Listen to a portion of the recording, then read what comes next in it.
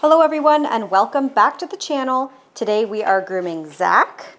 Zach is a Husky, Golden Retriever, Shepherd, a whole lot of things. Come on Zach, come on.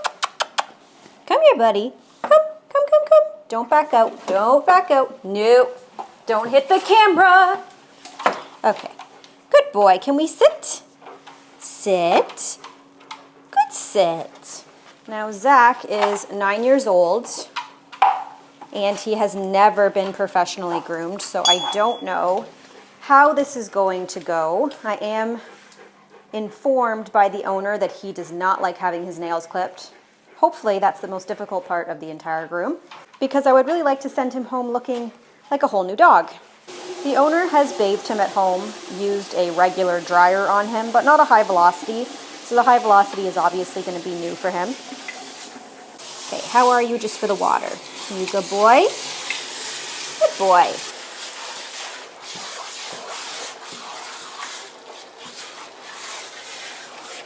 Hopefully you remain quiet.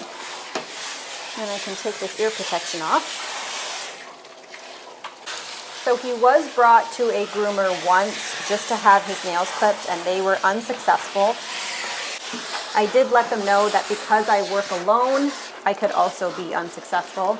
It's hard to say until I try. But typically, if you don't have somebody helping you with a dog that's really difficult, it can be very hard to do it on your own. Not that I haven't done it, I certainly have, but it's just not always possible.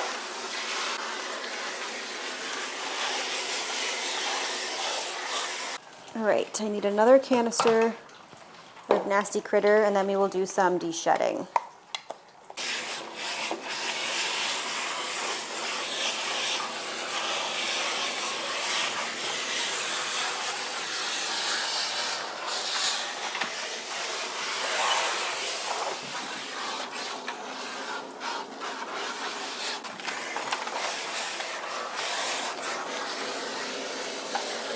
Now, most of you who've been following me for a while, you know that I started my own dog rescue. And part of that rescue is our financial assistance program, which helps people to afford veterinary care and essential grooming care. So basically what that is that we've partnered with a bunch of vets. You can apply for financial assistance if your pet has a serious medical condition, such as, for example, a dental that really needs to be done. You can apply through our program and we will actually help to pay or pay in full for the procedure that you need done, either at your vet or one of our vet partners, ideally one of our vet partners because they do give us a bit of a discount. But you have to be in Ontario. So we've been getting a lot of people applying for this that are not from Ontario. Some of them are from the States. At this time, we can't assist you. We're hoping to be able to help all of Canada and the United States at some point. But right now we are just doing Ontario. So I just wanted to let everybody know who's been applying. If you've been denied financial help, that's likely the reason. But also we are making a priority to help emergency cases. So for example, we had a Pomeranian who had pyometra, which is an infection of the uterus. That's an emergency situation, so we prioritize that. So if you are contacting us with something that isn't an emergency, it doesn't mean we won't help. But based off of funding, we need to do what we have to do for the animals that desperately need our care. That being said, obviously the more donations we get, the more people will be able to help. So if you'd like to donate towards the cause, the link is below, and the website is barelyadogrescue.com.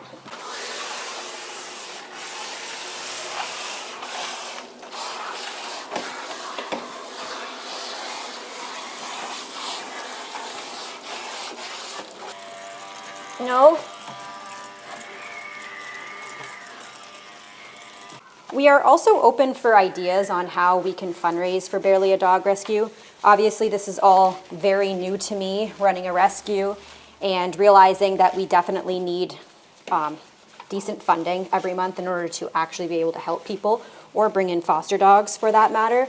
So if you have any ideas, tips and tricks, if you're a business and you'd like to host a fundraiser for us, whatever you guys can think of, please let me know, because we're open to all ideas and figuring out how we are going to continue to make this rescue a success.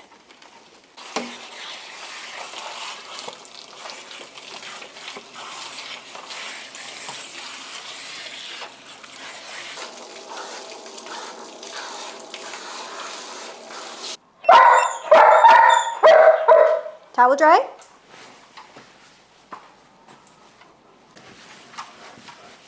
Good boy. Good boy, Zach. You better let me blow dry you because you're losing a lot of furs.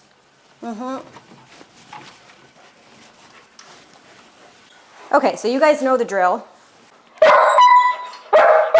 He has not been groomed before, so I am not going to bump the table up in case he goes flying when I turn the blow dryer on. A lot of people ask me why the dogs don't have a net over their head when I'm drying them, which I think is really funny. So to answer your question, I am doing this all day, every day, so I need to protect myself. The dog is getting this done once in his life, in this dog's case. He'll be fine. Dogs don't freak out over hair in their eyes the same way it affects people for whatever reason. So they don't really need it, and also it would probably just cause them more stress to be wearing something strange. They already don't like the happy hoodie. I mean, some of them do, but some of them don't. Okay.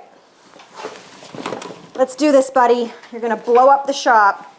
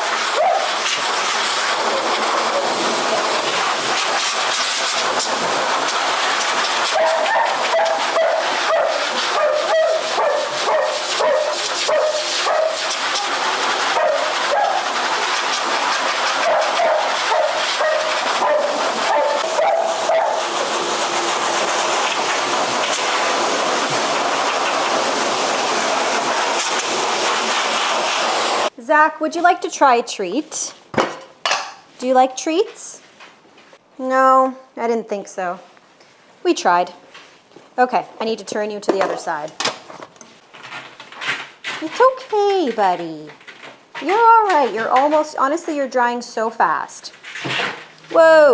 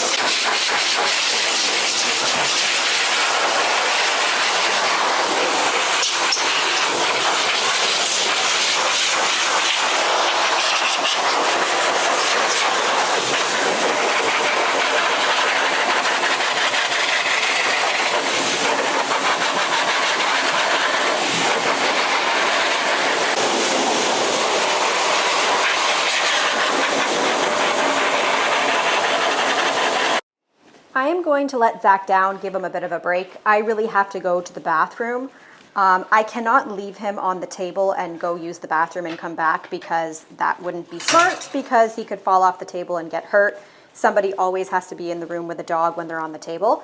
So I'm gonna take him off. I might regret this because it might be really hard for me to get him back on it, but I have to pee, so we shall take you off. Okay, wait.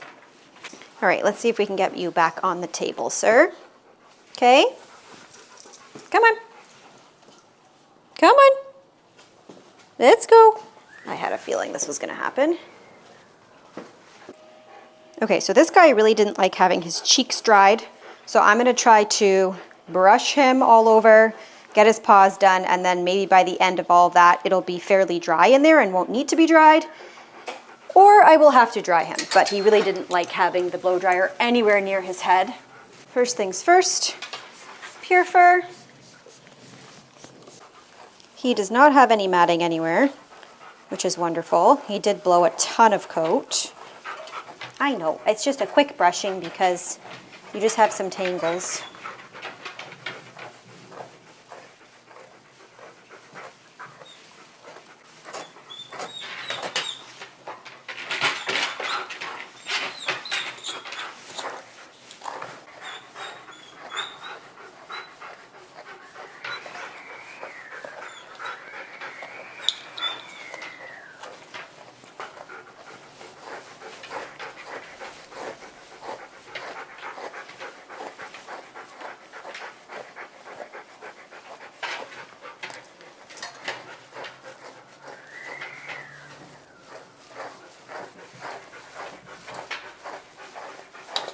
I do need to be able to dry back here so I can properly brush it.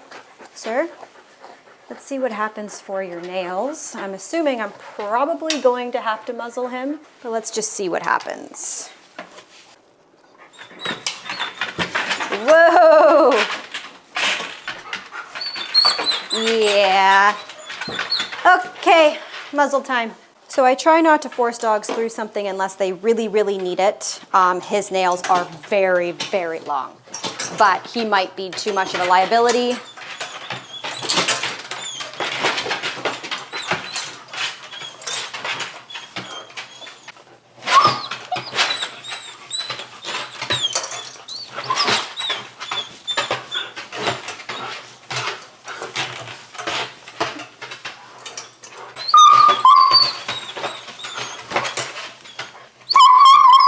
So that is not a warning nip, that is aggressive behavior. It is due to fear, not just because he's an aggressive dog. But that is not something that I can do because the dog is going to seriously injure himself panicking like this. So this is a dog that has to be sedated, likely at a vet clinic to have his nails done or his paws done. I can't touch those, it's just not safe for him or for me. So we're gonna finish your brushing and then you're gonna go home. I'm just gonna keep this muzzle on him now that he's kind of agitated, just in case he decides that he doesn't want the brushing. His brushing is almost done anyways, but you never know. I do have to turn you to the other side. Sometimes owners can sedate orally, so you can get just like medication from your vet and then try bringing him to a groomer.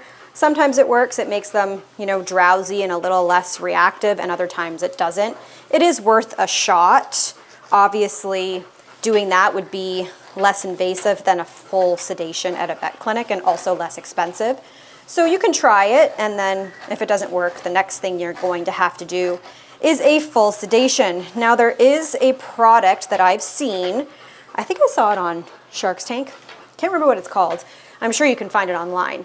And it's basically a scratch board, and your dog, there's two products. One is a scratch board, and then when the dog scratches it, you open the scratch board and give them a treat. So you're teaching them to use it. It has like sandpaper on it, which naturally files their nails. And then another one, I saw this for cats, but I think they have it for dogs too, where it's like a puzzle and you put treats in the puzzle and the dog or cat has to go in and use its claws to try to grab the treat. It also has sandpaper inside and naturally files the nails.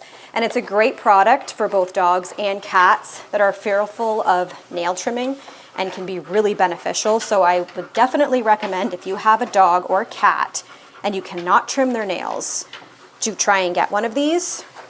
People are going to argue that cats don't need their nails trimmed.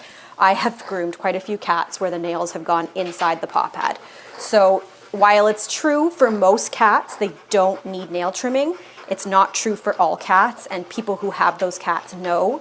For example, Fig does not scratch anything in my house at all. Purdy does, she'll use the scratch post and stuff, but Fig doesn't. So Fig's going to be a kitten or a cat that will need nail trimming forever, likely, in order to keep him healthy and safe.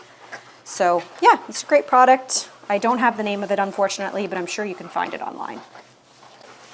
If he's going to react that way for nails, he's going to do the same thing for his paws, so there's no point in me trying to trim his paws. It's just not worth it. Hey buddy, if you've gone 9 years without it, I think you'll be just fine.